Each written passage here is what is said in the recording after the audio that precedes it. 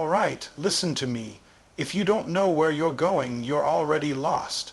You can't just wake up in the morning, float through the day, and expect to be the best at something. That's not how greatness works. I'm talking about being crystal clear. I'm talking about waking up and having a picture in your head so sharp that it feels like you can touch it. When I say clarity of vision, I mean you have to see it before anybody else sees it. You have to be able to describe it so well that if I closed my eyes while you talked, I'd see the same image in my mind. The reason most people never get to the top isn't because they don't have talent. It's because they never decide what the top even is. They're chasing something blurry, and you can't hit a target you can't see. You can't pour everything you've got into a direction that's undefined. If you want to be the best, you need to lock in on what that means for you specifically. Not for your friends, not for your family, not for the people scrolling past you on social media. For you. What does it look like? What does it feel like? Where are you standing? Who's around you? What's the scoreboard say? What's your bank account look like? What's your schedule? You've got to paint that picture down to the smallest detail. And let me tell you something. When you get that vision, it's not just about the hype you feel on day one.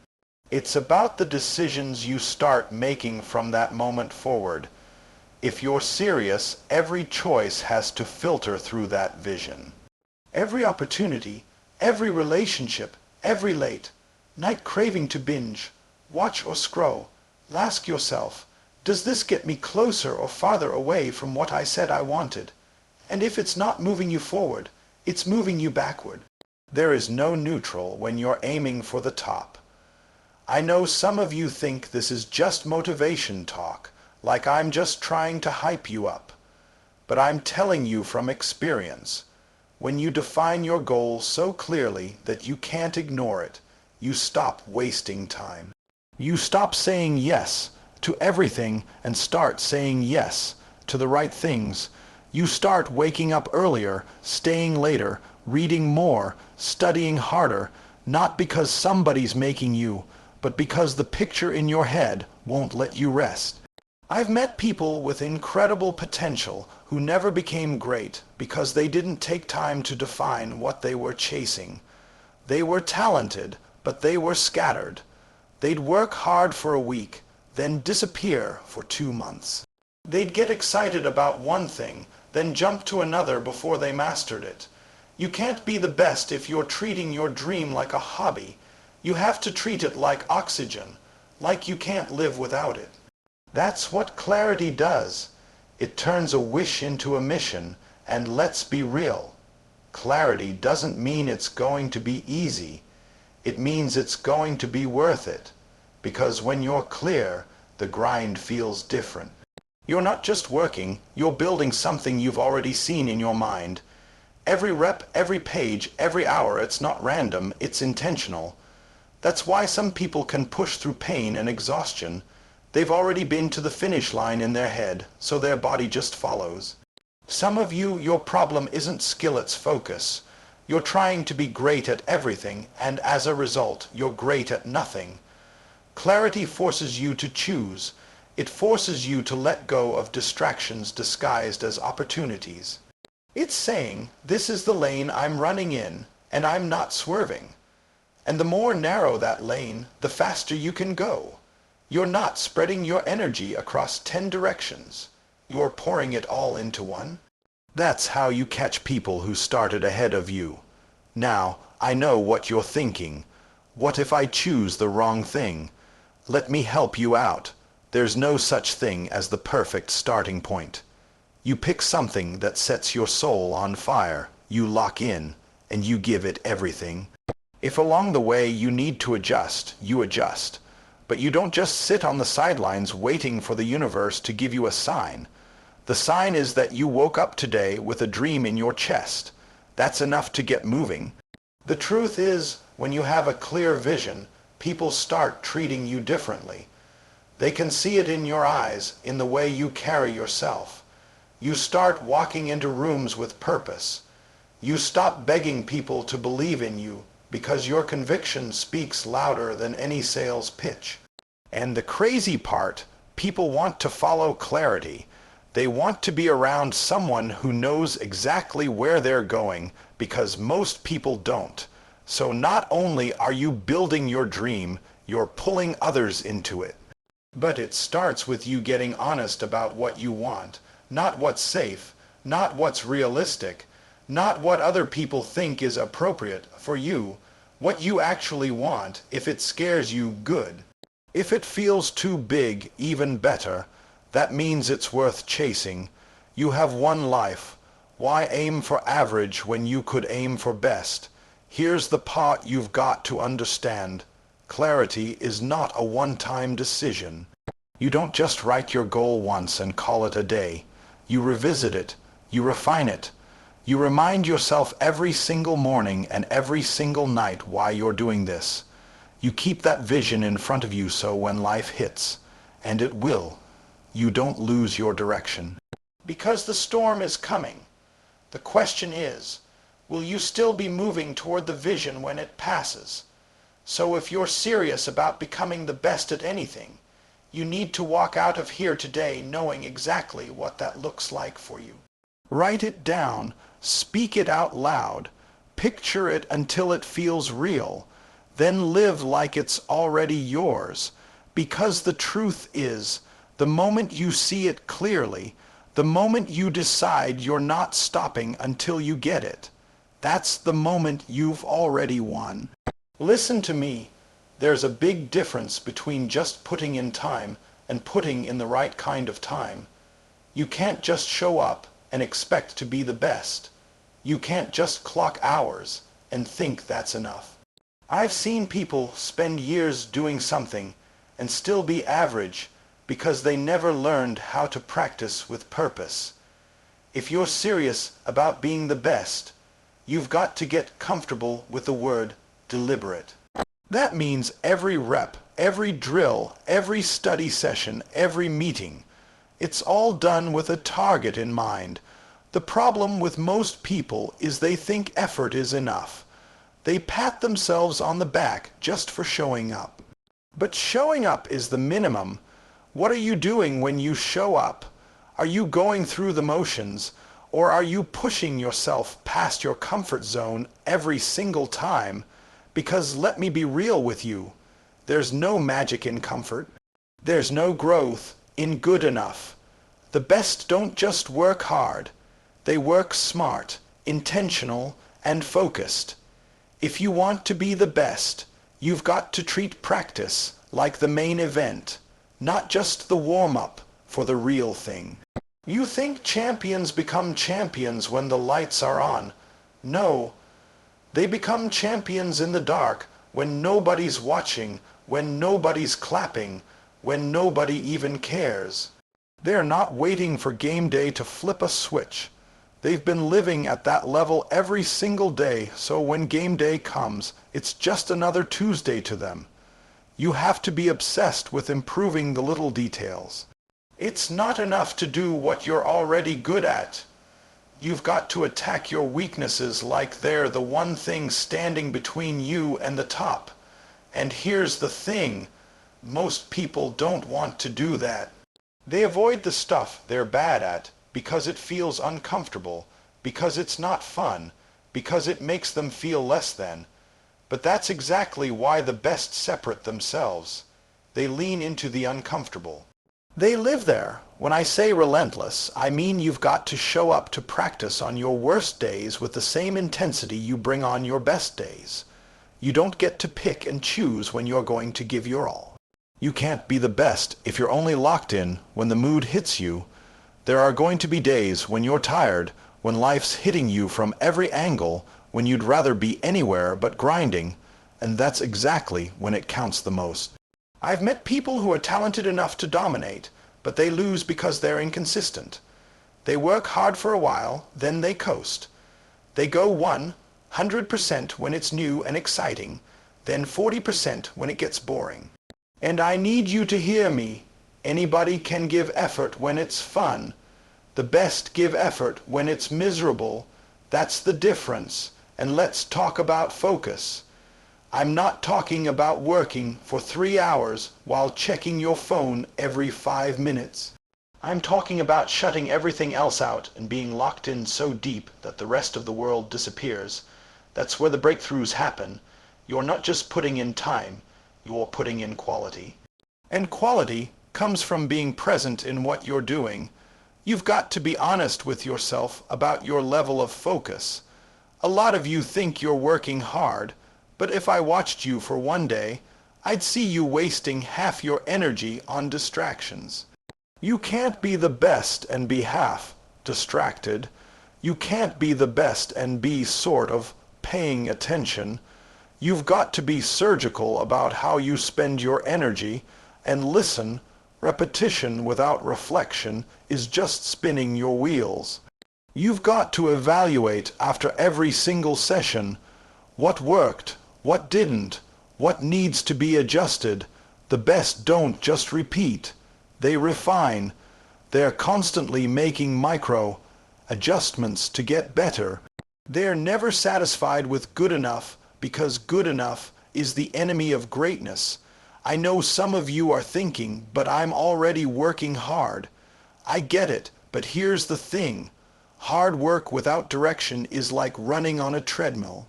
You're sweating, you're tired, but you're still in the same place. Deliberate practice means you're moving forward with every step. It means you have a plan. It means you've got specific, measurable targets for every single session. Let me give you a truth that might sting. If you're practicing and it's easy, you're not practicing right. The best make practice harder than the real thing. They make the conditions tougher so that when they step into the actual challenge, it feels lighter. If you train easy, you'll compete hard. If you train hard, you'll compete easy. That's why you have to push beyond what feels doable in the moment.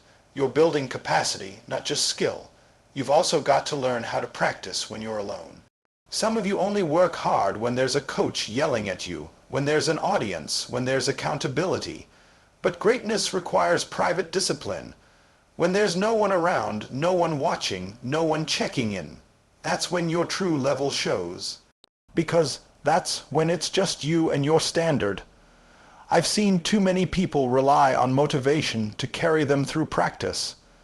Motivation is nice, but it's unreliable. Discipline is what keeps you moving when motivation leaves. And it will leave. Some mornings you won't feel like it. Some nights you'll want to quit early.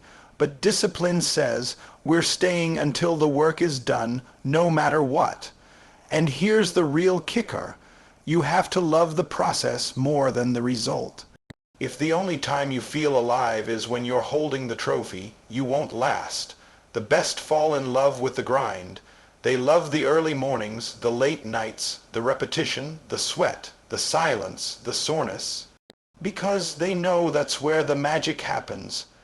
Being relentless in focused practice is about accepting that you'll never arrive.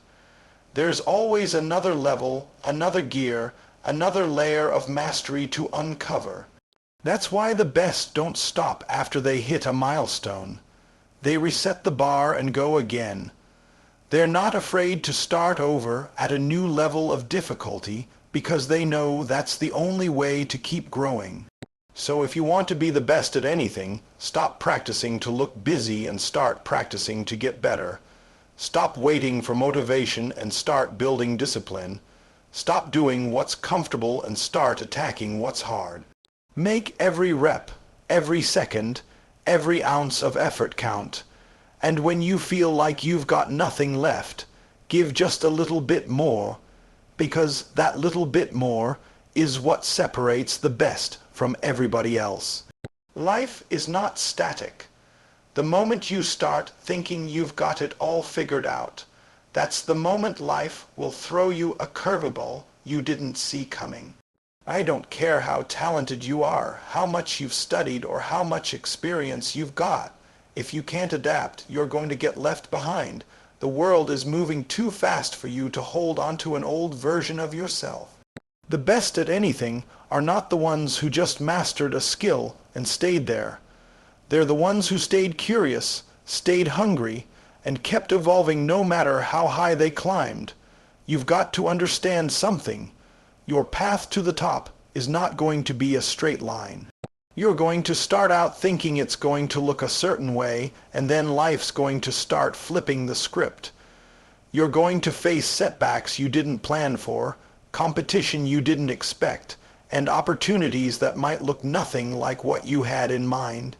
If you're rigid, if you're locked into one way of thinking, you're going to miss out. The best don't just prepare for the plan, they prepare for the unexpected. Adaptability is a mindset. It's waking up every day ready to learn something new, ready to shift gears if the situation demands it. It's not about abandoning your vision. It's about adjusting the strategy to get there. Sometimes you'll need to slow down to speed up. Sometimes you'll need to take a detour to avoid a dead end. And if you're so obsessed with doing it your way that you refuse to pivot, you'll watch somebody else who's willing to adapt take your spot. I've seen people work for years on something, and when the environment changes, when the industry shifts, when the market evolves, when the audience changes, they refuse to update their approach. They get bitter, they blame the system, they talk about how it used to be. But meanwhile, someone with less talent is overtaking them simply because they were open to learning a new way. It's not just about working hard, it's about working smart for where the game is right now, not where it was 5 years ago, and that's where continuous learning comes in. You can't just rely on what you already know. The best treat their mind like a muscle. They're constantly feeding it, stretching it, challenging it. They're reading, listening, studying, asking questions. They're learning from mentors, from mistakes, from competitors, from anyone who can help them see things from a new angle. They don't just learn when they fail. They learn when they win too, because they want to know exactly why it worked, so they can do it again, better. You've got to get comfortable with feedback, even when it stings. A lot of people can't handle critique. They hear it and get defensive, or they shut down completely. But feedback is one of the most valuable tools you'll ever get if you're aiming to be the best. The people who separate themselves from the pack are the ones who take feedback, break it down, apply it, and use it to get sharper. They don't take it as an attack. They take it as a gift, and here's the thing. Adaptability isn't just about reacting to problems. It's about anticipating them. The best are always scanning the horizon. They're asking, what's changing? What's coming next? What can I do right now to prepare for the shift before it happens? They're not caught off guard because they're paying attention. They've got their ear to the ground while everyone else is asleep. Let's be real, being adaptable means being humble enough to admit you don't have all the answers. And that's hard for some people, especially if they've had success. But success can be dangerous if it makes you think you've arrived. The moment you believe you've made it, you stop learning. And the moment you stop learning, someone hungrier, more flexible, more willing to grow is going to pass you.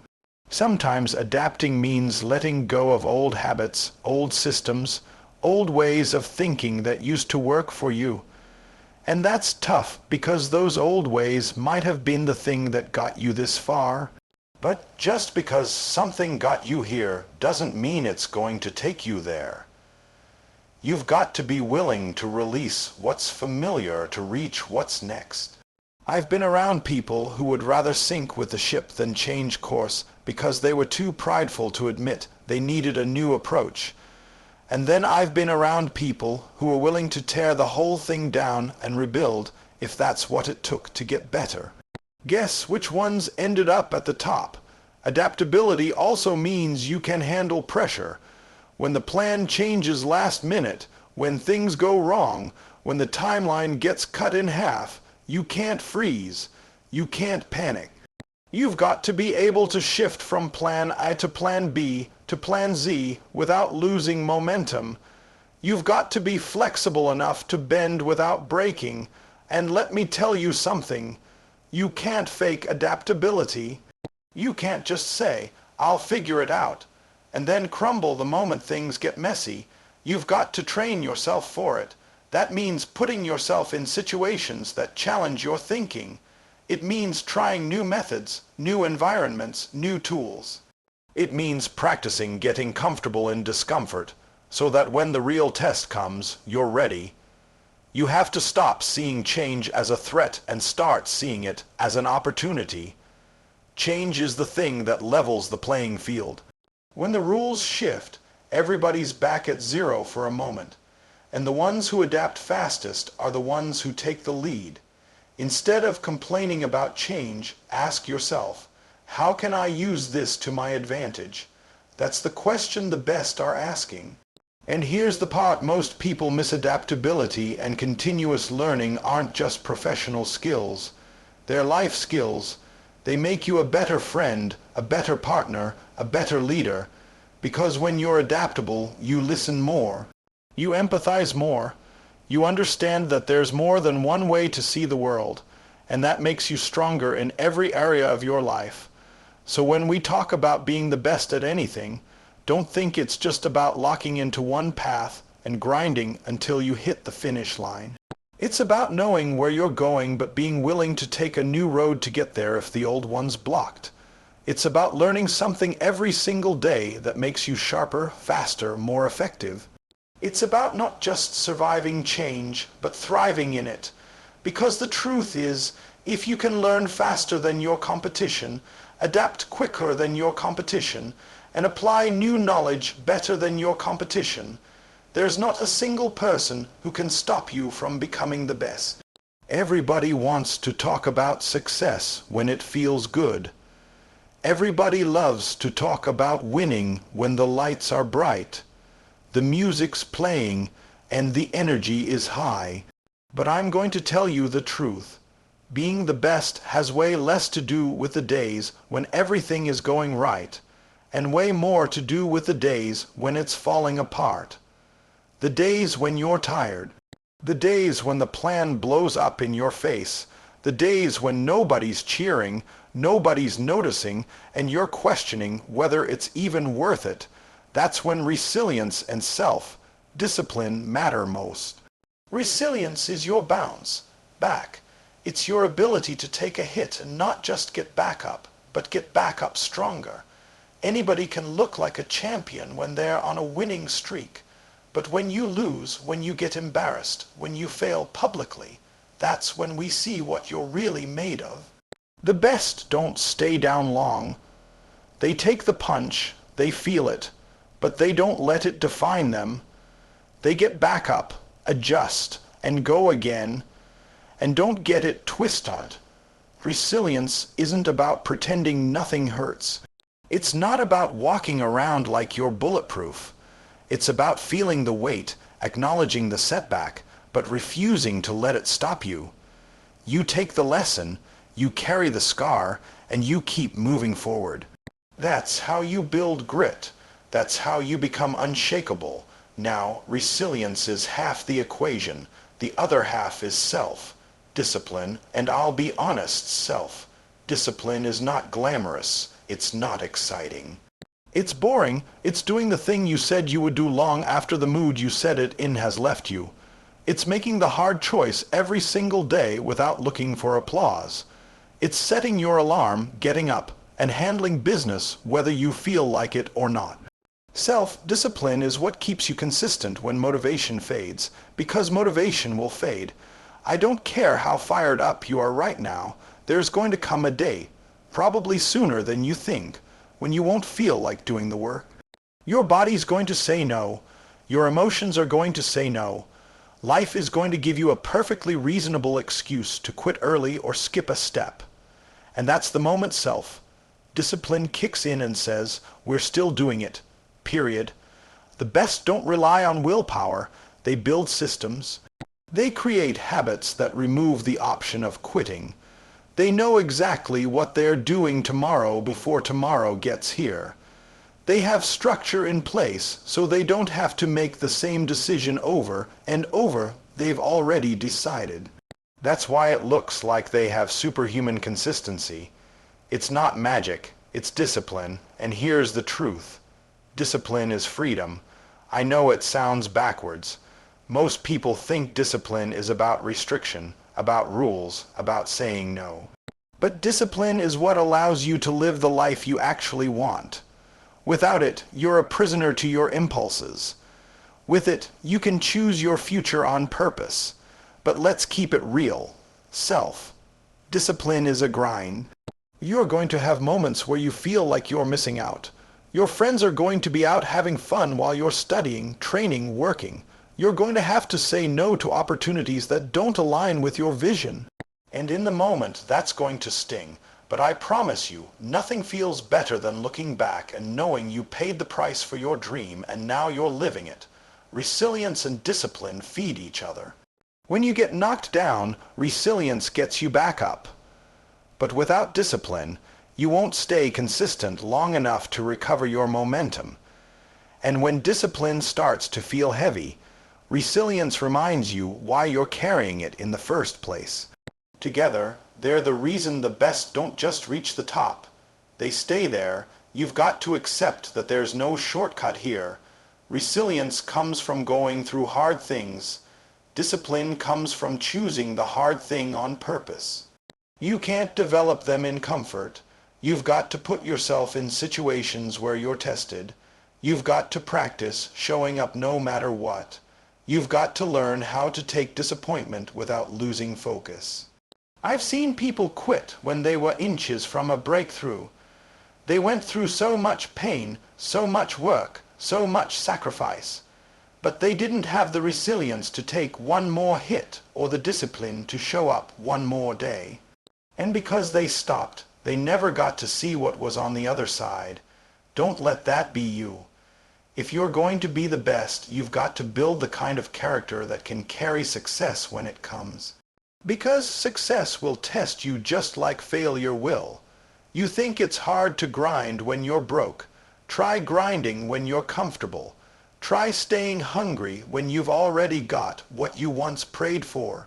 Without discipline, you'll let success make you lazy. Without resilience, the first dip after a win will break you. And here's the thing. You don't have to be perfect to be disciplined. You don't have to win every single battle. You just have to win more than you lose. You just have to keep showing up longer than anyone else is willing to. That's the beauty of it. Half the time, the reason the best are still on top is because everyone else quit. There will be days when the weight feels too heavy. There will be moments where you're looking at the clock, thinking about how much easier it would be to stop. And that's exactly when you have to dig in and remind yourself, this is what separates me. This is the moment where average stops and greatness begins. So, if you want to be the best at anything, stop waiting for perfect conditions. Stop waiting for it to feel easy. Learn to love the process of getting back up. Learn to embrace the quiet, unglamorous discipline that nobody claps for. Because when you master resilience and self-discipline, there's not a single storm that can take you out.